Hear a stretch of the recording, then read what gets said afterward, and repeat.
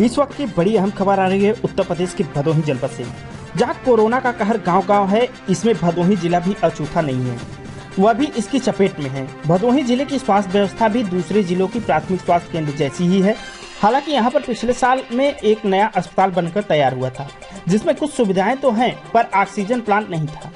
लिहाजा oxygen plant लगाने के लिए सांसद ने अपने निधि से कुछ पैसे दिए और कुछ पैसा कालीन उद्योग के संगठनों ने दिया। अभी ऑक्सीजन प्लांट लगा नहीं है, लेकिन इसके श्रेय लेने की सांसद और विधायक के बीच में जुबानी जंग शुरू हो गई है। बात यहीं तक नहीं रुकी, आपस में आरोप प्रत्यारोप का दौर भी शुरू हुआ और एक दूसरे पर छींटे भी उछाले गए। इन छींटों का असर स्थानीय बीजेपी विधायक पर भी लगा है। यह भदोही का L2 कोविड-19 अस्पताल है। इसी में ऑक्सीजन प्लांट लगाने के लिए सांसद निधि से और कालीन उद्योग संगठनों ने पैसा देने की बात कही। इसके लिए सांसद ने बाकायदा एक चिट्ठी भी जारी की थी। सांसद ने कहा कि भदोही विधानसभा में ऑक्सीजन प्लांट लगाने के लिए सिर्फ और सिर्फ मैंने अपनी निधि से और कालीन की संस्था एकमा ने ही 35 लाख रुपए दिए हैं और जरूरत पड़ी तो और धन आवंटित लगाने की बात चल रही है। ऑक्सीजन प्लांट 100% उसकी पूरी प्लानिंग तैयार हो गई है। आगे आने वाले दिन में ऑक्सीजन प्लांट भी एकदम सही से ढंग से तैयार हो जाएगा। यहाँ भी तैयार होगा, हमारे मुख्यालय ज्ञानपुर में भी तैयार होगा। किसी प्रकार की कोई दिक्कत नहीं होगी। कौन कौन लोग दे रहे हैं मद में? जिससे इसके बारे में तो डिटेल जानकारी मैंने दिया और यहाँ के एकमा को मैं बधाई देता हूँ। उन्होंने 35 लाख उन्होंने दिया ऑक्सीजन प्लांट के लिए और 35 लाख रुपया मैंने दिया।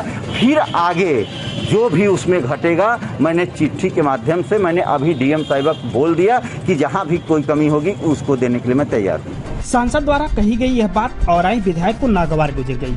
उन्होंने आरोप लगाया कि सांसद झूठ बोल रहे हैं, जबकि पिछले दिनों अप्रैल महीने के आखिरी सप्ताह में सबकी बैठक हुई थी और उसी समय मैंने अपनी निधि से 35 लाख रुपए L2 कोविड अस्पताल में ऑक्सीजन प्लांट लगाने के लिए दिए थे और आवश्यकता पड़ी तो और भी देने को तैयार हूं। बावजूद इसके वो ऐसा क्यों कह रहे हैं ये वही बता सकते हैं और उन्हें कोई जानकारी नहीं है कि जनपद में क्या चल रहा है। और उसी दिन जिस दिन बैठक थी उसी दिन 35 लाख रुपया मैंने दिया, अपना लेटर हेड पर लिख करके दिया और श्री रमेश चंद्र बिंद जी भी ने भी 35 लाख रुपया अपने लेटर हेड पर लिख करके दिया सांसद निधि से 70 लाख। पहले हम लोगों को ये बताया गया था कि वह प्लॉट जो है 70 लाख का है, बट वह प्लॉट जो है 1 करोड़ 5 लाख का है। उसमें 35 लाख हमारा है, 35 लाख श्री रमेश चंद्र बिंद जी का है। रमेश चंद्र बिंद जी ने ये बयान अगर दिया कि 35 लाख हमारा है, 35 लाख एकमा का है और किसी विधायक का नहीं है, तो ये उनका जो है विवेक है और वो अपने विवेक के अनुसार कहे। लेकिन जो मैं जानकारी रखता हूँ हर चीज़ की और आप लोग जिलाधिकारी महोदया से भी तहकीकात कर सकते हैं। रमेश चंद्र बिंद जी का है 35 लाख हमारा है। और मेरी जिलाधिकारी मैडम से बात हुई थी कि एकमा के लोगों ने क्या पैसा दिया है, तो उन्होंने बोला कि 35 लाख उन्होंने दिया है। हमने कहा कि तो 35 लाख का इस्तेमाल कहाँ किया जाएगा, तो उन्होंने कहा कि सूर्यावा में जो सामुदायिक स्वास्थ्य केंद्र है वहाँ पर कोविड अस्पताल लगाने के लिए व्यवस्था किया जाएगा। वहीं पर वो 35 लाख रुपया जो एकमा ने दिया है वो इस्तेमाल किया जाएगा। तो मैंने मैडम से ये कहा कि क्या 1 करोड़ 5 लाख का प्रोजेक्ट है, तो 35 लाख मेरा, 35 लाख जो है श्री रमेश चंद्र बिंद जी का और 35 लाख एकमा का पैसा लगा के 1 करोड़ जो है 5 लाख हो जाता है, तो क्या वो प्रोजेक्ट पूरा नहीं किया जा सकता? तो डीएम मैडम ने ये कहा कि ये विधायक निधि का पैसा है, सांसद निधि का पैसा है, इसमें प्राइवेट संस्था का पैसा नहीं लगाया जा सकता। यह पैसा सूर्यावा के सामुदायिक स्वास्थ्य केंद्र पर कोविड-19 का अस्थायी का जो है अस्पताल बनेगा, वहाँ इसका इस्तेमाल किया जाएगा। तो ये मेरी जो जानकारी वो मैंने आपको बताया। सांसद जी का जिस तरह से कहना था, क्या लगता है ना कि कोई पार्टी में अंदरूनी कलह चल रहा है, कोई विवाद है? हमारे समझ से तो ऐसा नहीं होना चाहिए कि कोई अंदरूनी कला है जिसके वजह से वो ऐसा बोले होंगे, ना जानकारी की वजह से बोले होंगे। और मीडिया के लोग हैं, अगर सही जानकारी लेना चाहेंगे तो मैं बोल ही रहा हूँ, और जिलाधिकारी मैडम से पूछेंगे तो सही जानकारी दे देंगी। इसकी बात आप उनसे खुद करेंगे सांसद जी से कि आपने इसकी कोई ज़रूरत नहीं है, सांसद जी से इसके पर कोई बात करने की ज़रूरत मैं महसूस नहीं करता। हो सकता है टूटी बस उनके मुंह से निकल गया। और से बीजेपी विधायक भले ही यह कह रहे हो कि उन्होंने पहले ही पैसा दिया था, लेकिन उन्होंने अपने निधि से पैसा देने की चिट्ठी जिलाधिकारी को उसके बाद जारी की है। यही वजह है कि सांसद इस मामले में उनसे 2 कदम भले ही आगे नजर आ रहे हैं, जिसमें 1 कदम आगे बढ़ते हुए इसमें भदोही सीट से बीजेपी विधायक रविन्द्रनाथ त्रिपाठी भी कूद गए हैं। उन्होंने कहा कि ऑक्सीजन प्लांट के लिए 30 लाख रुपए मैंने भी दे दिया है और जरूरत पड़ी तो और दे दूंगा। भदोही ही नहीं, उत्तर प्रदेश ही नहीं, पूरा भारतवर्ष और पूरा विश्व कोरोना जैसी महामारी से आज उसकी चपेट में है।